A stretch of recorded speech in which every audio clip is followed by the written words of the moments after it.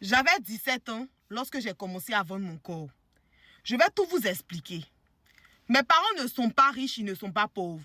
Mes parents sont modestes. Je gagnais toujours de quoi manger. Je n'ai jamais vécu la galère en tant que telle.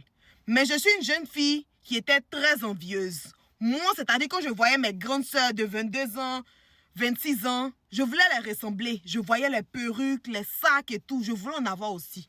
À 17 ans, ce n'était pas de mon âge. Mes parents ne pouvaient pas se permettre de me donner. Mais moi, tellement je suis audacieuse, négativement, j'ai voulu avoir aussi. C'est comme ça que j'ai commencé à côtoyer les résidences. Quand on devait aller à l'école, moi, je vais dans les résidences, je vais me promener, je vais gérer des trucs là-bas. Quand je fais ça avec les gens, ils me donnent de l'argent. Et ça a commencé à devenir mon quotidien parce que j'ai commencé à avoir l'argent vite.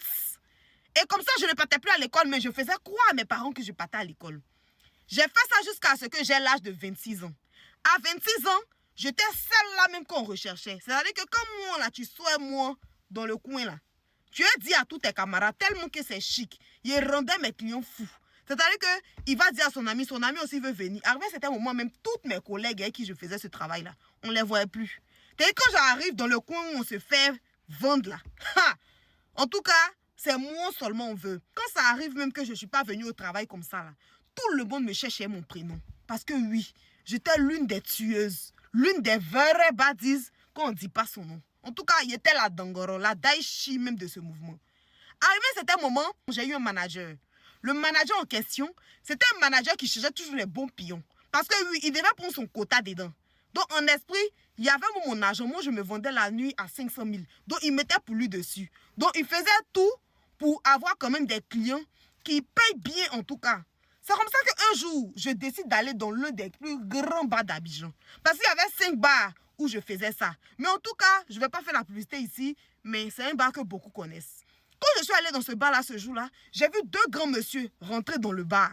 Et quand ils sont rentrés dans le bar, en tout cas, ils sont arrivés avec 2 Range Rover de l'année même. J'étais comme chim.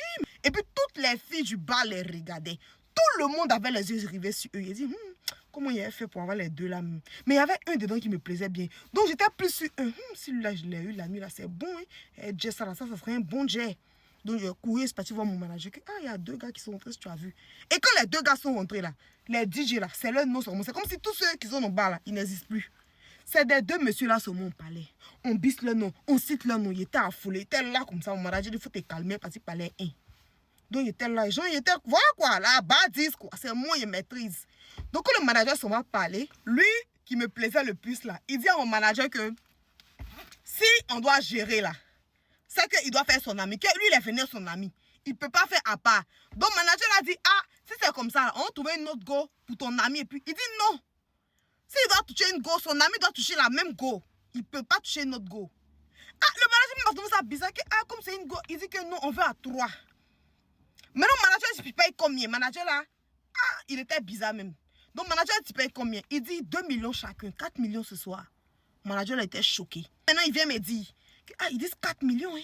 Que on mon était affolé. Il dit 4 millions pour une nuit. Tiens! Ça, c'est les vrais trucs. Mais il dit, mais il n'y a pas de problème. Qui peut faire ça, zo, mais il n'y a rien même. Donc, il dit, ok, il y a feuille. Donc, après, maintenant, il fallait qu'il aille m'asseoir maintenant. Eh, les gars, je dois aller m'asseoir pour causer un peu. Donc, je me suis assise au milieu. Je suis assise, on s'est salué. Ça m'a fait 2 minutes. Lui qui est à gauche, là, il commence à caresser mes cuisses. Lui qui est à droite, il commence à appuyer mes seins. Mais bon, comme c'est mon travail, c'est ça que quoi. Même dans le bas là, mais pour m'enlever, même pour commencer à piper. Donc là, mon cher, il m'en foutait en fait. S'il voulait me faire ce qu'ils veulent. 4 millions, j'ai entendu là. Le reste, c'est pas mon problème. Donc, il était là. Après, ils disent que nous, on va rentrer. Je dis qu'il n'y a pas de problème. Donc, moi, j'ai voulu monter dans la voiture de lui qui me plaisait plus là.